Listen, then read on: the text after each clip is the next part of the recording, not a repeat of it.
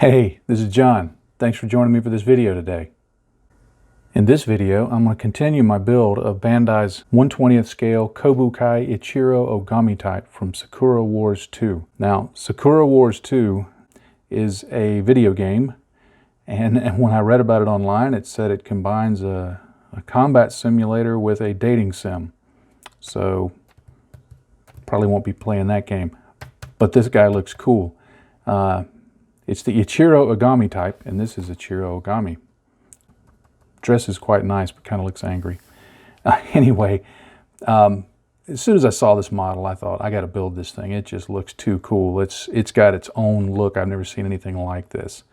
So it's definitely been a lot of fun to do. Now, in the previous episode, I went over the parts of the model, assembly, filling seam lines, getting the base paint on, and all of that. So if I remember to do so right about now, there should be a link popping up somewhere over here. If not, you'll get to laugh that I forgot to do it. But anyway, I got it built up, and you may want to go back and check out that video. And we're ready to get started on the weathering on this guy. Now at this point, I have the model fully painted with the base colors. And I didn't go with the Canon white color that it was. I decided to go with kind of a Warhammer theme. Gave it kind of a Space Wolves color with some of their markings on it. I'm calling this, it's not Warhammer 40K, but maybe Warhammer 10K. It's just I like the colors, and I thought it would look cool and different on here, so that's why I went that way. But right now it's base painted. I've got the one decal applied right here. These were just painted on. I just did those by hand. Just a kind of a quick paint job there. And then I gloss coated it to begin the weathering. Initially, I had not planned on gloss coating it, but as I began planning and thinking about what I wanted to do with it, I thought, you know what, I'm going to go ahead and gloss coat it. The reason I bring that up is normally, unless you're using paints that are specifically gloss, normally your paints are going to have either a matte or kind of a satin finish. And if you apply weathering, oils and enamels over that, they'll tend to bleed a little bit. Now, if you're going for a very dirty, dark look, that's fine because you can blend those in. But while I want this to eventually get very dirty, I decided, because I like this bolt detail so much, I want to really make it stand out. And the way I can do that is by starting with a panel line wash that's going to be very distinct, very sharp, very crisp. And you can get that best with a gloss coat on your model. So that's why I went with a gloss coat versus just leaving it in its matte finish that it was before the gloss coat. I'm using this Winsor & Newton Raw Umber oil paint for the wash. I just get a little bit of it in my palette here, and there's no right amount. You just want a blob. And then I've got this Terpenoid from Weber's, and it's an odorless thinner is all that it is. And I put a little bit on top of the oil and then in two other palette wells. And then in this first one, I mix up kind of a heavy wash, a slurry of it. And then in the one next to it, I go in and add some of the color, about 3 or 4 brushfuls in this case. But what I'm looking for in that second palette is just a flowy kind of wash that I can start applying to the model. And then the third palette is just there for cleanup if I need it. And then I just begin applying it to the model, and you can see it's a very flowy wash. It moves around real quickly and real easily on that gloss surface. I don't worry too much about being neat because I know that I'm going to be able to clean that up later, and so there's no point in being real precise. Cleanup is real simple. You just take a cotton bud and begin wiping off the excess. In this case, I chose to do vertical cleanup so that it would begin the process of adding streaks to the pieces of armor, to the model, that would look like grime and dirt and whatever that was streaking the surface of it. And it'll be a background for later rust washes that will go on top of this. And if you get a little too much in some of the flat areas, you can go back with your cotton bud and do some horizontal cleanup, I guess you'd say, just to pull that back a little bit. Or you can even take a brush and blend some in. It's pretty much by eye. You get it how you want it to look and get it to that TLAR standard. That looks about right. And these oils, because of the long working time, you can just keep pulling them back and pulling them back, adding more in, and getting it to the point that you're really happy with it.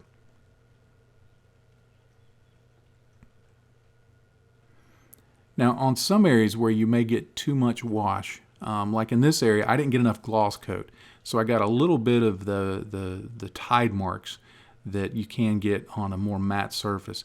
And all I do here is I just go back in with my brush damped with thinners, and I'm literally pushing that oil back into that edge right there, the transition between the two surfaces. And oils can do that. You can shove them around, you can stretch them out, you can pull them down, you can push them back. So they're very flexible.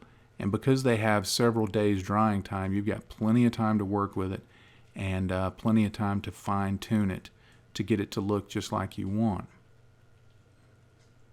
And you can see the model ends up with developing some good streaks and stains there around the bolts. And it's beginning to look weathered. You can see that on that armor piece here, the streaks that are going on there. One thing this process does do is it uses up lots of cotton buds. I wanted the exhaust stacks to be heavily rusted, so I started off with this selection of rust tones from Vallejo as a basis for that. Now, what I plan to do is go in here with a sponge over a base coat of gray and just begin adding layer after layer of the four colors as sponge chipping, building it up. If I leave some of the gray poking through, that's fine. It'll give it kind of a steely look. If I cover it completely up, that's fine too, because as you'll see, it's all going to a certain point. And then I just end up with this lighter tone of rust over this, and it gives me a very heavily rusted look, including a camera shake. That's a bonus. And this is going to be the undercoat for later chipping the paint away on top of that. Now, to do that, what I'm going to do is I'm going to apply a coat of hairspray. Now, you can use any kind of chipping fluid you want. I use hairspray just because it's simple. I spray it on, I let it dry. No airbrush involved. It's just rattle can.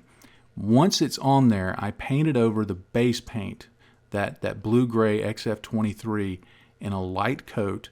It was thinned with X20A, to me is thinner. And then I just take a wet brush and I begin going into the surface of the exhaust and just gradually chipping it away. Now, how much chipping and how little you do is completely up to you. I wanted this to be fairly heavy, but I also wanted it to be, I guess you'd say, very dispersed chipping. I wanted there to be lots of little flecks of blue-gray on most of these stacks. Now, I did try and do a few of the stacks a little different so they didn't all look same. But I'm not being, as you can see, I'm not being skimpy with the water. I'm putting it on, letting it pull it away. As you do further chipping like this, the more chips come off, the more the water gets underneath that top layer of paint, and the easier they come off. So you have to be careful about how much you're trying to get done when it comes to the chipping. But I just went through each of these, and some of them I gave a little different technique to. Some of them I dabbed it on. This one I streaked it on so that it would have a slightly different look, because I figure each of them is going to weather a little differently. In some of the places the paint didn't want to come off, so what I did was actually used a toothpick on some of it to just scrape away where the paint wasn't coming off. And what that did was it allowed the water to get through that top layer of paint and then get to the layers underneath. And it also provides a pretty cool look on its own. I've seen some cases where people just used a toothpick and it works very good. I mean, you can see the type of chipping that it gives you there. It's a completely different style, and you can make good use of that. But once I go in with the brush, it begins getting underneath the paint. and pulling off that top coat. Now once everything is dried up, and you do have to do a little bit of cleanup to get the excess paint off of the surface, but you can see it looks like the paint that was on the exhaust stack has chipped away, leaving a rusted surface. Now I want to enhance some of those rust tones, so I'm going to use this rust color from Ammo of Mig with their oil brushers. It's an oil paint. I could use any oil paint, I could use enamels. This is just what I had at hand. And what I do is I thin out some of that oil and I just begin applying it to the major areas of rust. You don't have to put it on everything, but just the areas where you want to really enhance that orange color. What this really is doing is, once I blend it in, it's adding a filter on top of those rust stains so that they'll stand out more. They'll be more orangey. You can see here that it's kind of a heavy application, but then as I go in with this odorless thinner and begin blending that away and spreading that around, it becomes more transparent. And as it becomes more transparent, it brings out those orange tones a lot more, and I get a good rusty look to it, a varied look, and with some rust streaks developing from that oil paint. I'll give the oils a few days to dry, and then I'll go back in and add some darker panel washes on top of this to enhance the look of it, make the details pop out, and just give it a really good dirty look. Alright, I'm going to let the oils on those exhausts dry a little bit before I move on with those. Doing rust tones is one of the most fun things of any build. I love being able to do that. So what I'm going to do in the meantime is I'm going to go on and start adding chipping to all of the different parts. Now, chipping is something that there's a lot of ways of doing it. There's a lot of ways of approaching it. There's a lot of ways of thinking about it. You can do painted on chips. You can do sponge chips. You can do a combination of the two. I've seen quite a few folks that will actually do physical chipping. They'll actually go in with a knife or a file. I've done it myself, and do some chipping with those to bring it down to the base layer or to the primer layer. You have to be really careful when you're doing that. There's a lot of ways of doing it in terms of applying technique. There's also a lot of ways of thinking about it. You know, if you're building a World War II aircraft, you want it to be realistic. You want to look at an example and see what it looks like and try and replicate that. If you're doing something else, maybe you know, a Gunpla or some other sci-fi build, you may want to go for more of a plausible look. You know, yeah, this is not a real object, but if it were, this is how it might look. However, for this build, it's a kind of silly looking stompy robot with a dude inside with a really spanky shirt on. I'm not thinking this needs to be realistic or plausible, and I'm wanting this guy to be really heavily, it's too early in the morning to be drinking, John, really heavily weathered. And so I'm going to do sponge chipping and brush chipping, and I'm not going to hold back on it. People are going to say that looks way too excessive, and I'm going to go, good, that's what I'm looking for. Something else you'll need to think about is the color of the chipping. You know, if you're going to be doing one color chipping, two color chipping, whatever the case may be, you'll want to think about the colors. If you're doing one color chipping, then what I recommend is that you pick either a brown or a brownish red if you want it to look like it's a material that oxidizes and thus would produce rust and is a good basis for rust stains. If you're going to produce something that is more of a composite material or something that doesn't oxidize, then usually a dark gray will work. If it's on a darker color, then maybe a lighter color just to provide contrast. You can use silver or, you know, an aluminum, a shinier metallic color, certainly. I think you have to be careful using those because you can end up with just lots and lots of shiny spots. And frankly, I rarely see anybody pull that off well. Most of the time when I see photos online where somebody has used silver for chipping, it looks like somebody took some silver paint and dabbed it onto their model. So you have to be real careful. I think silver chipping requires multiple colors so that you can get the notion of paint being worn back to another level. And even then, the silver needs to be a little bit toned down, not quite as shiny, maybe with some shiny elements to it, but most of it dulled down. Anyway, I'm going to be doing 2 color chipping on this, but what I'm going to do is use a lighter gray or blue. I'm still in the process of deciding as I'm talking. And I want it to look not only like chipping, but just surface abrasions and fading, and just really to age the look of the armor overall. And then I'll go in with a darker color for additional chipping that's going to be a red-brown, which will form the basis for rust and some other staining that I'll do later. So let me get all that set up and I'll show you what that looks like. For the chipping, I use this mix of this Vallejo Mecha Color Gray-Green and Vallejo Model Color Cold White. And it's just a lighter version of the base color essentially. And I apply this with a sponge.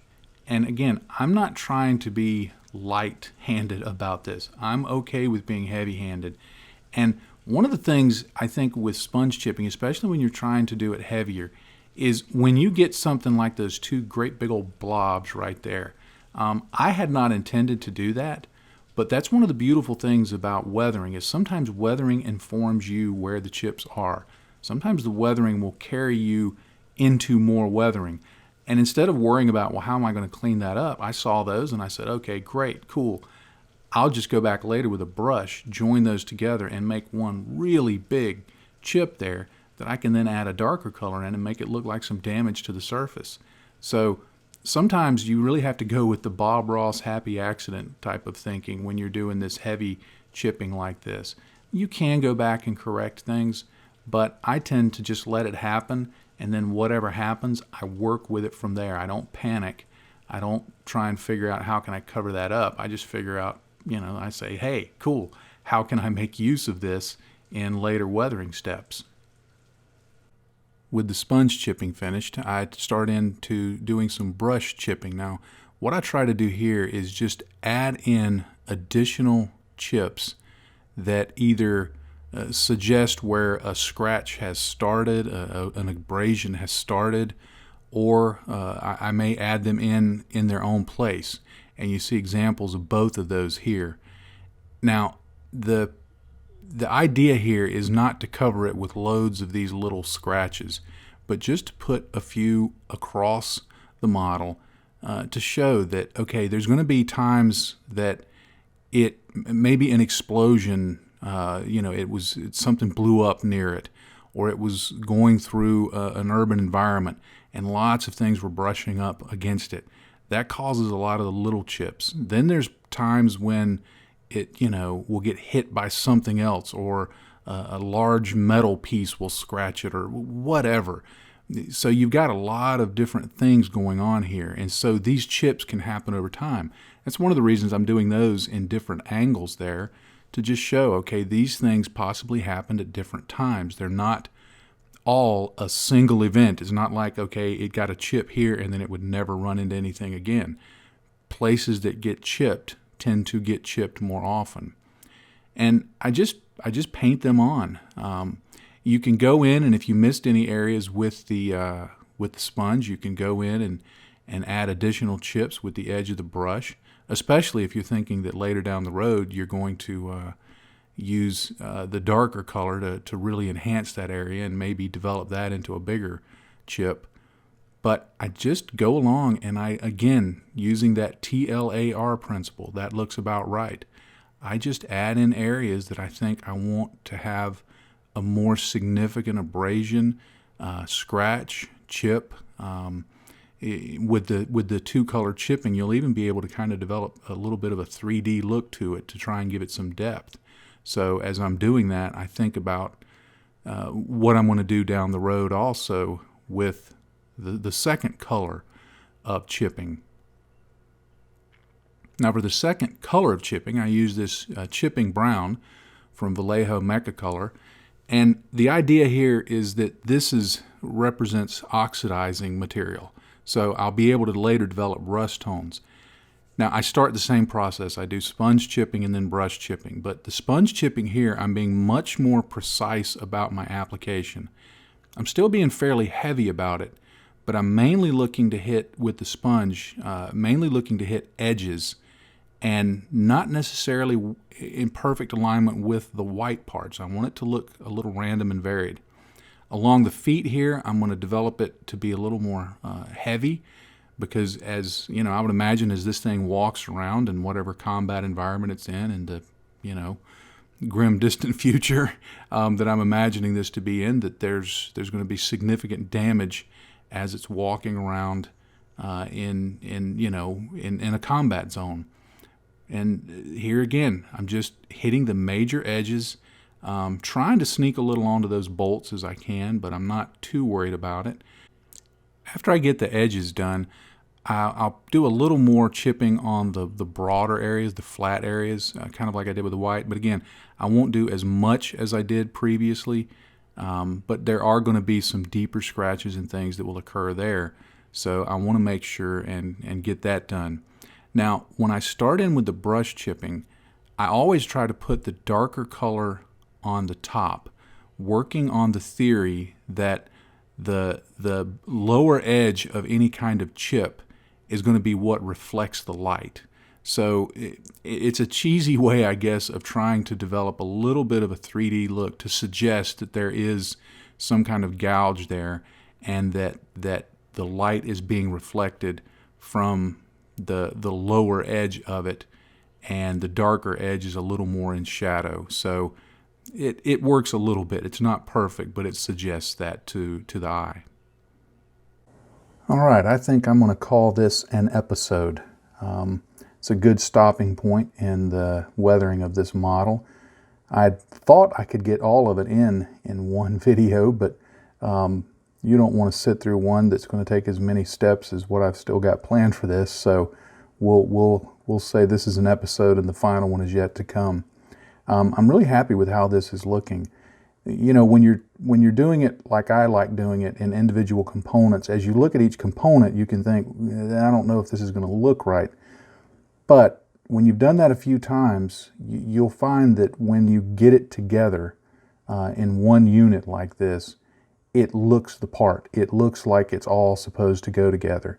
You can put it together, take it apart, put it together, take it apart. So if you like working with it together but need to take it apart every now and then to get at things, that's another method. I've done that too. But I like where this is at. And this demonstrates kind of a theory that I have, and I swear I'm not making this up on the spot, but I have this theory that excessive weathering moderates excessive weathering.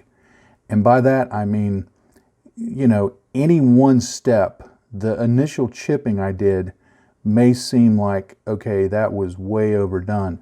But then as you go in and add the second color of chipping, I'm going to go in later and I'm going to add stains and washes and rust and streaking and all sorts of other things.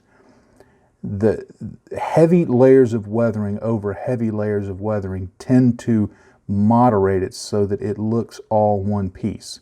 It looks beat up. One element doesn't stand out more than the other. Now, if you do one segment of the weathering very heavily and everything else is light, I think it'll look out of place. But taken as a whole, I think it works. That's, at least in my opinion, and that's my story, and I'm sticking to it. I'm real happy with how those exhausts turned out, and how they are varied and different, and I think with some further washes and things, they're really going to stand out and look pretty cool. So I'm really happy with that. I kind of like the decal there. That gives it just a nice little bit of visual touch. But in the next video, I'll go in and do all of that stuff I just talked about, all the streaking and staining and rust, and all of those things and thoroughly cover those. So when it's done, this is going to be a pretty beat up little armored suit. Well, thank you so much for watching this video. I'm so very grateful that you've done so, especially if you're still watching at this point. I'm always appreciative of the folks who were hanging around till the end. You were what I call the Iron Men of the video watching, and Iron Women. So I appreciate that, and I do thank you. I also want to ask you, if you would, if you've not already done so, there is a link down there somewhere that's to subscribe to this channel. I'm trying to grow this channel, and I would be very grateful if you could click that button and hit the little bell icon. That helps me out in so many ways, and I would appreciate it, and I would hope you would continue watching these videos. There's also links down below to social media. If you're on one of those same social media platforms, why not hook up with me and drop a comment or send me a message on those and just let me know you're there, and I would most appreciate it. I love hearing back from people. I find it so fascinating that people all over the world watch these and they contact me, and it's just, the kid in me loves hearing from people all over the world. It's just so much fun to see that. There's also links to Patreon down below. I have a Patreon account. That's what allows me to do what I do at the pace I do with the tools and equipment that I do, and hopefully get some upgrades here in the future. So it really is a necessary part of me being able to do this. And if you want to take a look, just click on that link, and you can see the various things that I offer, the various levels of support. So I would be most grateful if you would consider that. And for those of you who are already Patreon supporters, thank you so much.